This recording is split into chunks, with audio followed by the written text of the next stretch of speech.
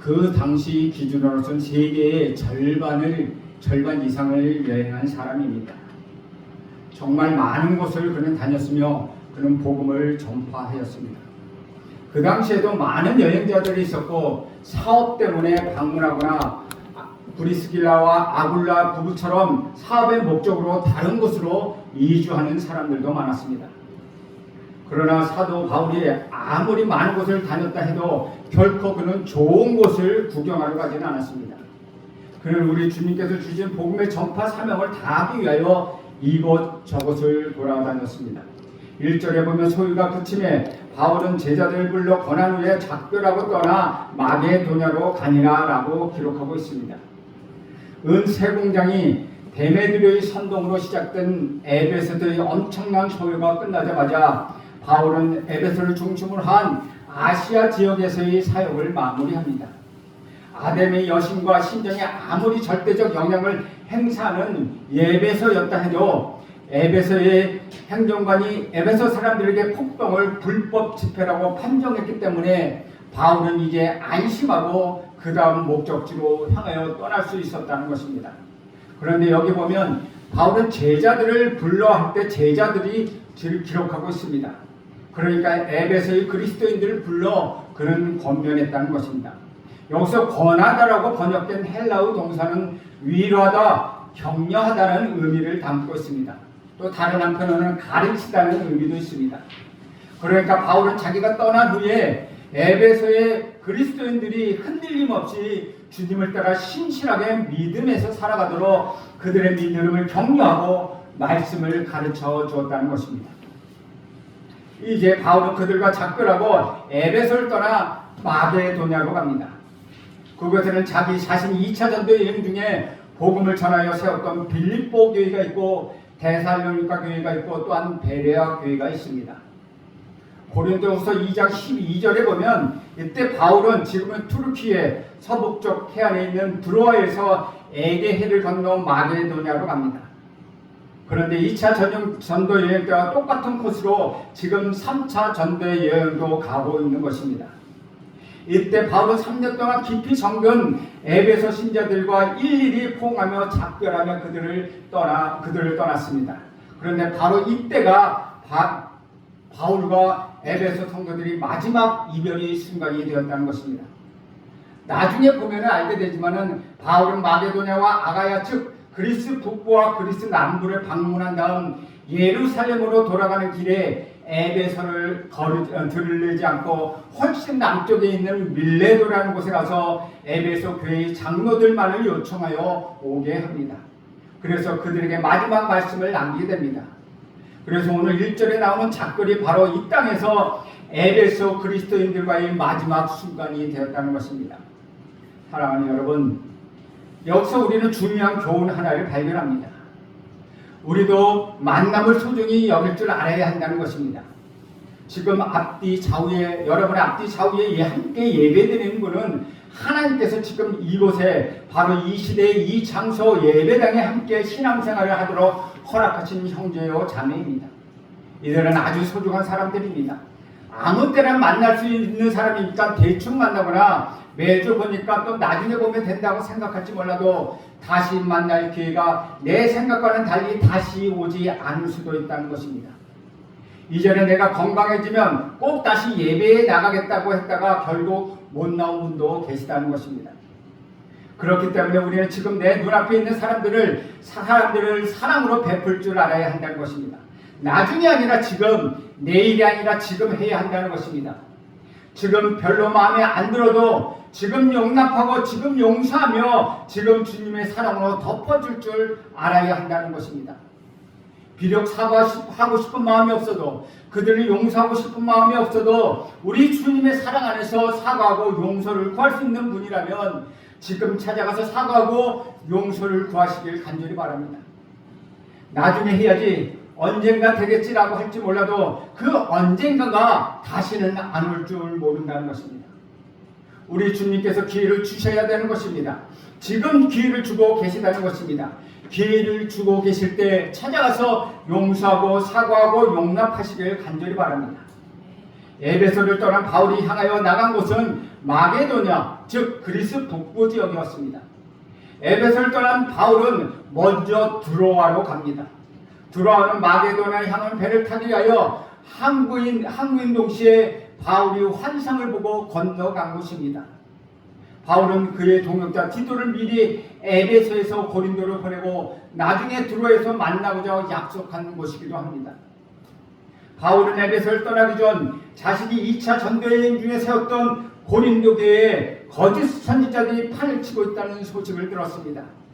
유대주의자들도 있고 거짓 선지자들도 있었습니다. 그래서 고린도 전서에 보면 나는 바울파다, 나는 아볼로파다, 나는 게바파다, 아니다 나는 그리스도파다 라고 갈라져 싸우고 있었습니다. 그래서 여기서 바울은 고린도 전서를 썼고 이는 거짓 선지자들이 판친다는 소식을 듣고 여기서 또한 고린도 후서를 썼습니다. 고린도 전서가 첫 번째 편지이고 후서가 두 번째 편지라고 보통 우리는 생각합니다. 사실은 고린도 후서가 두 개의 편지로 되어 있습니다. 그리고 그 고린도 후서를 쓰기 이전에 또 하나의 편지가 있었습니다. 그러니까 고린도 전서 다음에 소위 눈물의 편지라는 것이 있었고 고린도 후서는 두 개로 되어 있으니 세 번째, 네 번째 편지가 되었다는 것입니다. 그래서 바울은 고린도에 총 4편의 편지를 써 보냈다는 것입니다. 그런데 눈물의 편지라고 하는 것은 바울이 고린도 성도들에게 눈물로 편지를 썼다고 해서 그 편지에 대하여 언급하고 있다는 것입니다. 그런데 바로 그 편지를 에베소에서 디도 편에 고린도로 보낸 것입니다. 투르키 지역의 에베소에서 그리스 남부 고린도 교회를 향하여 디도를 통하여 눈물의 편지를 보냈습니다. 디도가 그것을 고린도에 전하고 그 위에 고린도 교회의 소식을 가지고 드로아로 와서 만나고자 한 상황이 지금 이런 상황입니다. 고린도후서 2장 12절에 보면 바울이 드로아에 먼저 도착해서 디도를 기다리다가 거기서 그리스도의 복음을 전하려고 합니다. 약 6년 전 2차 전도여행 때 환상을 보고 바로 마게도냐로 건너갔기 때문에 드로아에는 복음을 전할 기회가 없었습니다.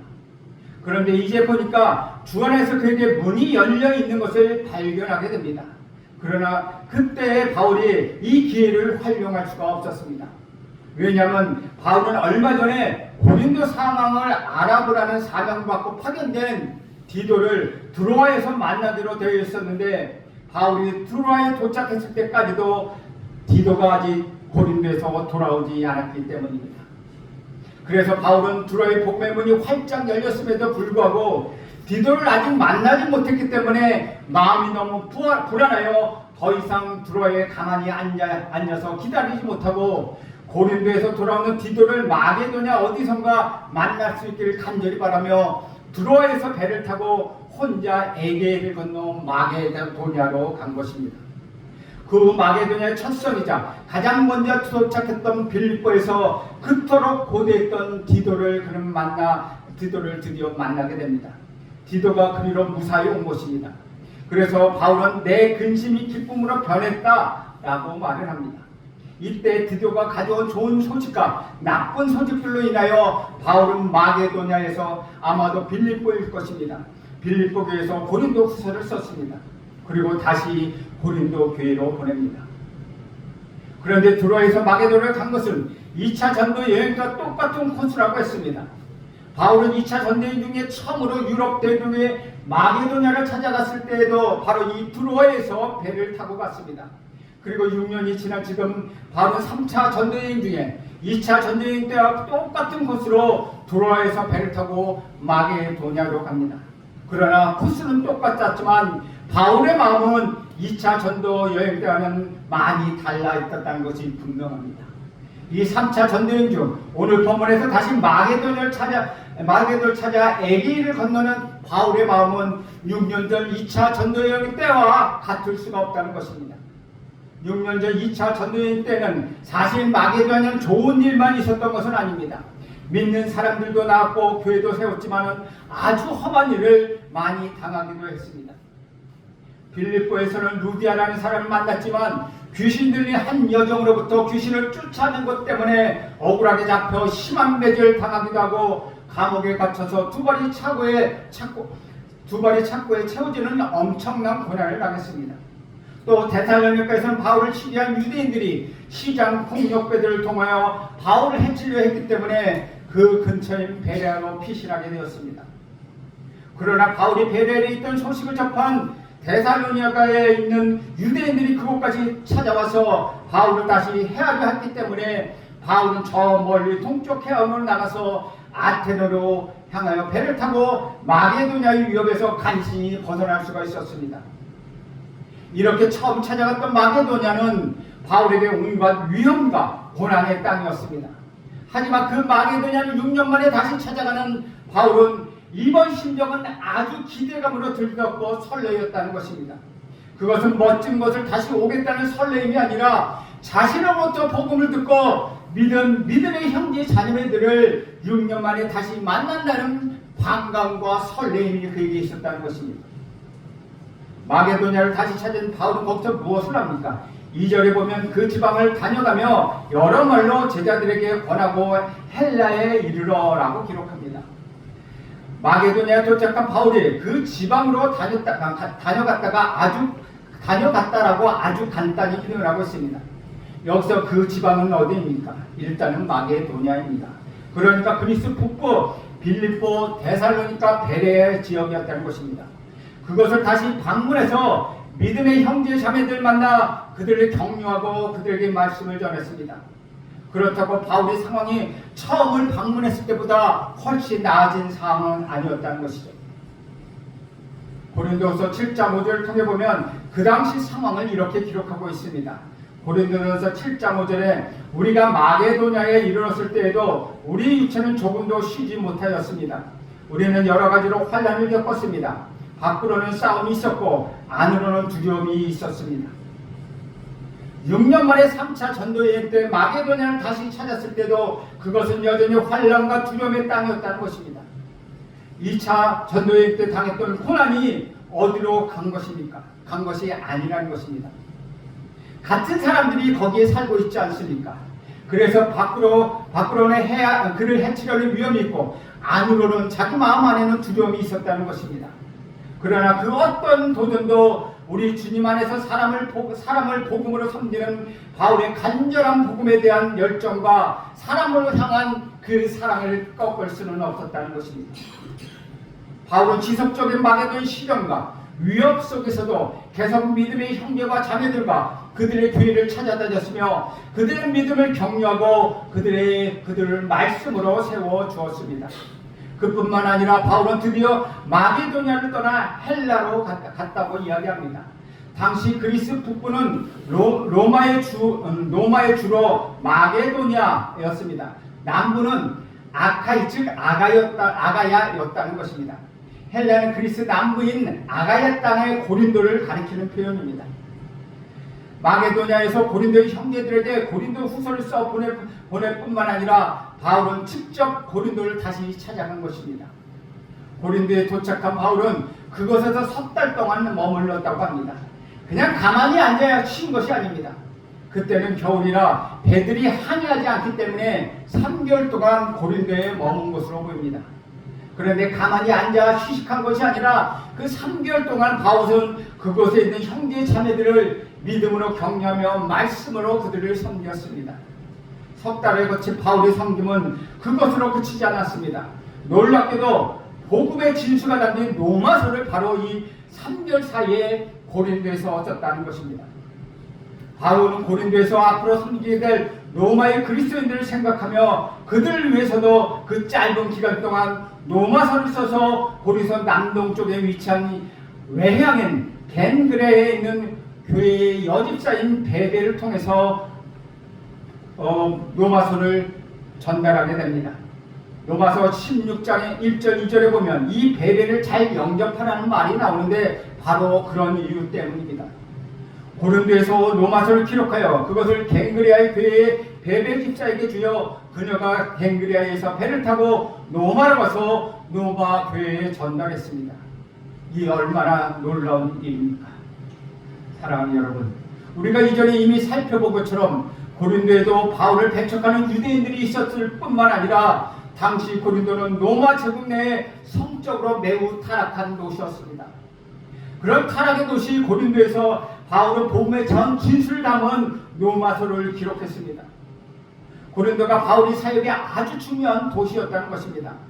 고린도의 아주 심한 성적 타락도 유대인들의 위협도 주님 안에서 시간과 공간을 초월하여 복음을 들고 성도들을 섬기는 바울의 사랑에는 아무런 영향을 끼치지 못했다는 것입니다. 우리를 섬기기 위하여 이 땅에 오신 우리 구주 예수 그리스도께서 주님을 본받아 최선을 다해 섬기며 복음을 전했던 이 바울을 통하여 우리 주님은 이 세상을 이토록 변화시켰다는 것, 너무나 당연한 일이었다는 것입니다. 그런데 오늘 본문 3절에 보면 마게도냐를 거쳐 고린도에 석 달 동안 머물렀던 바울이 고린도를 떠날 때 정황을 잘 증언하고 있습니다. 3절에 보면 거기 석 달 동안 있다가 배 타고 수리아로 가고자 할 그때에 유대인들이 자기를 해하려고 공모함으로 마게도냐를 거쳐 돌아가기로 작정하니라고 이야기합니다.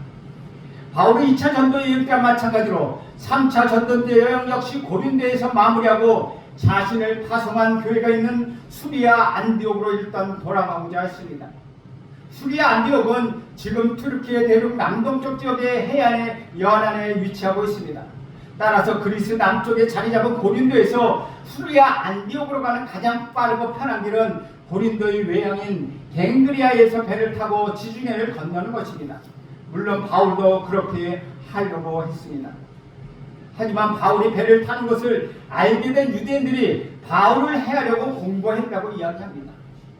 어떤 유대인들인지 정확하게 나와 있지는 않습니다. 그런데 그들은 이전에 가이오 총독을 통하여 바울을 해하려던 계획이 무산되었던 고린도의 유대인들이었고, 또 유대에서 유대인 암살단이 왔다고 추정하고 있다는 것이죠. 즉 자객단을 그들은 보냈다는 것입니다. 자객단은 헬라로 말하면 시카리입니다. 시카리. 왜 시카리라고 부르는지 아십니까? 여러분, 시카를 품고 다니기 때문에 시카리입니다. 진짜입니다. 시카리일지는 몰라도 그들은 칼을 품고 다니는 암살단이었다는 것이죠. 그들이 암살한 사람들은 참으로 많습니다. 로마 군인을 비롯하여 칼을 품고 다니다가 갑자기 칼을 꺼내 많은 유인들을 암살했다는 것입니다. 그런데 그런 시카리가 유대인의 암살단이 왔는데 바울이 배만 타고 가야 할 그런 처지가 아니었다는 것입니다. 바울이 배만 타면은 그 얼마나 좋겠습니까? 그러나 거기에서는 누가 같이 배를 타고 와서 칼로 푹 찔러서 바다에 집어던져 깜짝까지 엎을 수도 있는 것입니다. 아니면 그냥 바다에 밀어넣어 떨어뜨릴 수도 있는 것입니다. 그들은 바로 그런 계획을 모의했다는 것입니다. 여러분이 잘 아는 예수님의 제자 중에 예수님을 배반하여 예수님을 판 가룟 유다라고 합니다. 가룟이라는 지역이 어디입니까? 그 스카리아라고 해서 시카리라는 똑같은 뜻입니다. 즉 어쩌면 가룟 유다는 이 암살단 출신일 수도 있다는 것이죠. 6년 전 바울이 2차 전도 여행 중 처음으로 고린도를 방문했을 때 고린도의 유대인들이 복음을 전하지 못하게 바울을 회당에서 쫓아내버렸습니다. 또 일제히 법정으로 끌고 가서 갈리오 총독에게 고소했는데 그때 실패했다는 것입니다. 그래서 유대인들은 6년 만에 고린도를 다시 찾아온 그 바울을 유대인 암살단들과 공모하여서 바울을 해치려고 한 것입니다. 마치 배에 탄다는 것을 알고 배에 타서 죽여버릴 생각이었다는 것입니다. 그래서 바울은 그것을 알고서 어쩔 수 없이 가장 빠르고 편한 배편을 포기하고 걸어서 다시 남쪽으로 그리스 북부인 마게도냐로 다시 갑니다. 그곳에서 에게를 건너 아시아의 서쪽 항구인 드로아로 되돌아가 거기에서 수리아 안디옥으로 배를 타고 가려고 계획을 바꿨습니다. 유대인들은 자기들끼리 몰래 공모한 것을 드러내놓고 우리가 바울이 배를 타면 죽일 거야 하고 떠들고 다녔겠습니까? 결코 그렇지 않다는 것입니다. 그들은 조용히 은밀하게 바울의 암살 계획을 세웠습니다. 그러니까 이것은 얼마나 놀라운 우리 주님이 섭리며 역사하심입니까? 어떻게 바울이 이것을 알게 되었는지 우리는 알 수가 없습니다. 그러나 어떤 경로로든지 이 음모가 바울에게 알려졌고 그래서 바울은 계획을 수정하게 되었다는 것입니다. 우리 주님께서 그것이 알려지게 하신 것입니다. 그래서 바울은 배를 타고 가려던 애초의 계획을 바꿔서 고린도에서 육로를 따라 그리스 북부 마게도냐로 돌아가는 길을 선택했다는 것입니다. 이 길은 얼마나 심한 길입니까? 그때 바울의 날이 50세 전후였습니다. 50대가 그 당시에 생명이 짧기 때문에 50대라고 하면 아예 주 노인에 해당했습니다.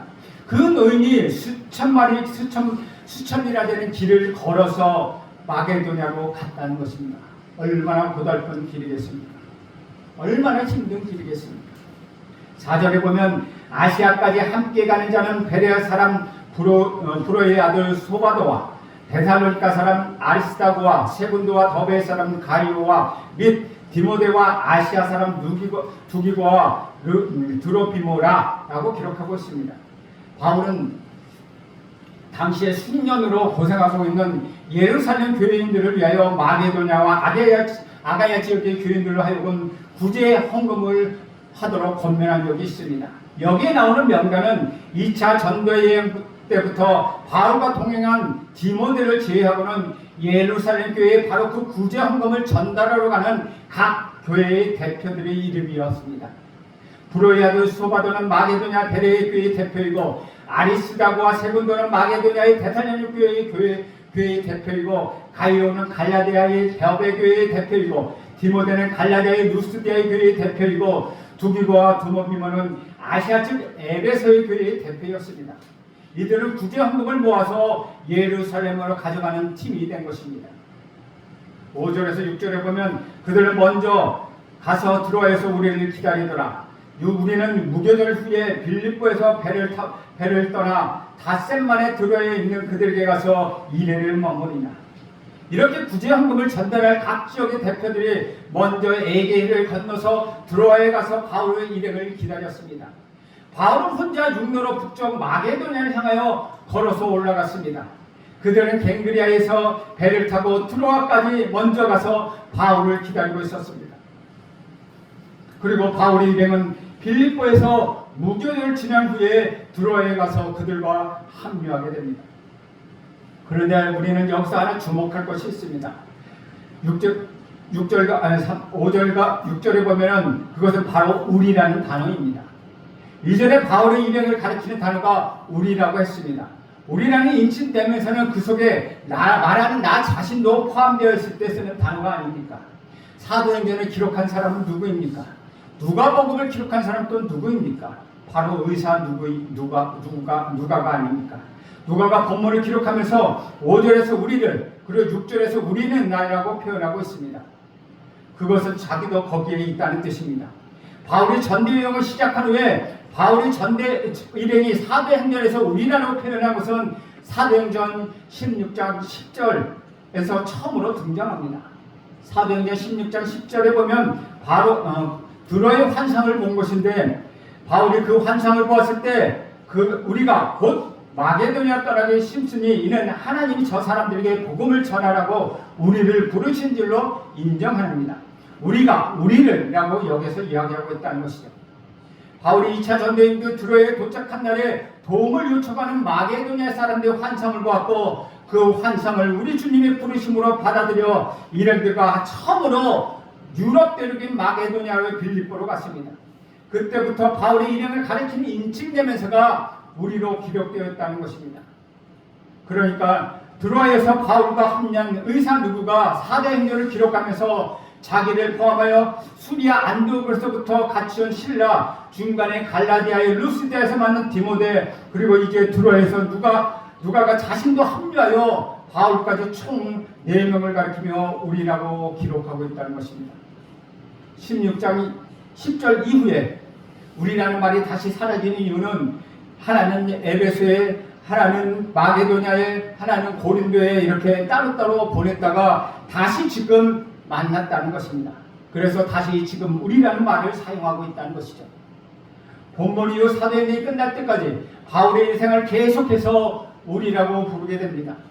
그것은 사도행전을 기록한 의사 누가가 바울이 로마에서 참수형을 당하게 죽는 마지막 순간까지 바울의 곁을 떠나지 않고 계속 지켰다는 사실을 말해주고 있다는 것입니다.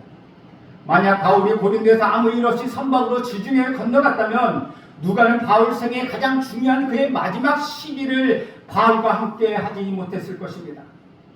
그러면 오늘 3절에 나오는 것처럼 바울은 3차 전도 여행을 마무리하고 수리아 안디옥으로 귀환하였을 것입니다. 그런데 바울은 먼저 들렸던 예루살렘에서 그를 죽이려는 유대인들 때문에 난동과 고발이 일어나면서 다시 감옥에 갇히게 됩니다. 그는 거기서 로마 유대 총독에 있었던 가이사의 감옥으로 이송되어서 2년 동안 갇혀 있다가 황제에게 상소하여 죄인의 신분으로 로마에 가게 됩니다. 그래서 자신을 파송했던 수리아 안디옥으로 돌아간 것 끝내 이루지 못했다는 것입니다. 그러므로 바울이 고린도에서 배를 이용하여 예루살렘으로 직접 갔다면 마게도냐의 빌립보에 있던 누가가 바울을 다시 만나보지는 못했을 것입니다. 그러면 사도행전의 뒷부분을 기록할 때 간접적인 정보를 통하여 기록했기 때문에 참으로 어려웠을 것입니다. 그러나 바울이 뜻하지 않게 유대인들의 음모 때문에 고린도에서 배를 타지 않고 육로를 떠나 마게도냐로 왔습니다.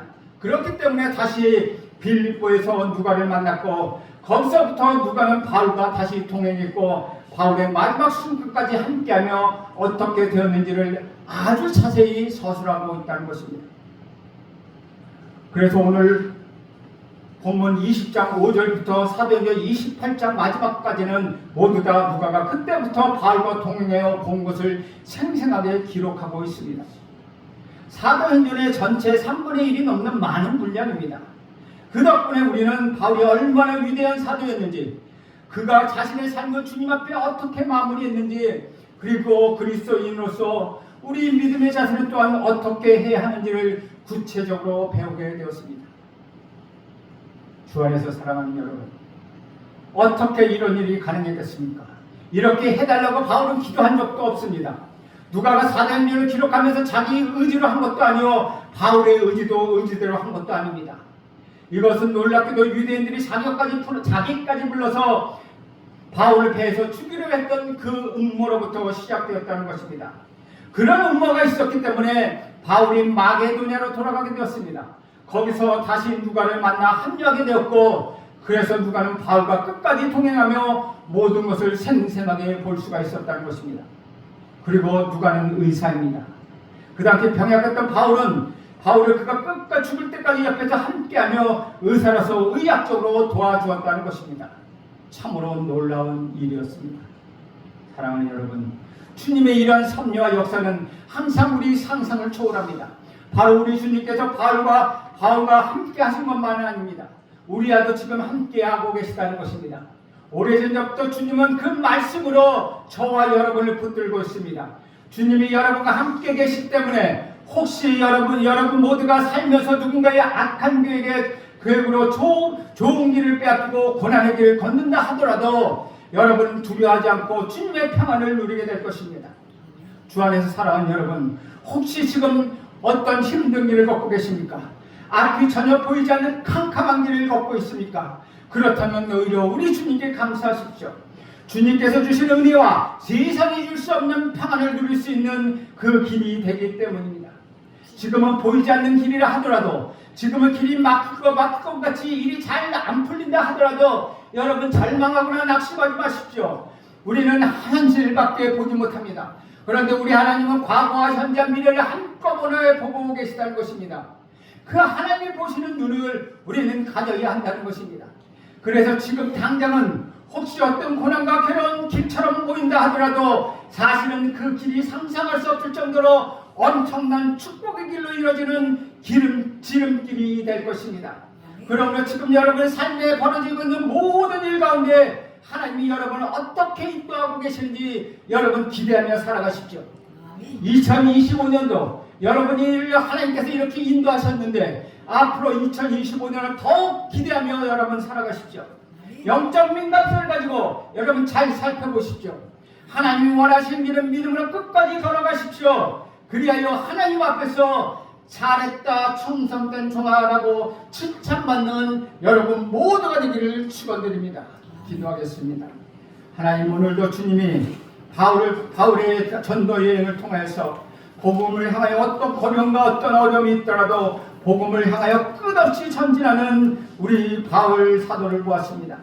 하나님, 우리도 주님의 말씀에 따라 하나님의 어떤 고난과 어떤 어려움과 어떤 환난이 내게 닥쳐온다 하더라도 그것은 주님이 우리에게 축복을 주시기 위한 길임을 다시 한번 생각하며 하나님, 우리가 기뻐하며 감사할 수 있도록 인도하여 주시옵소서.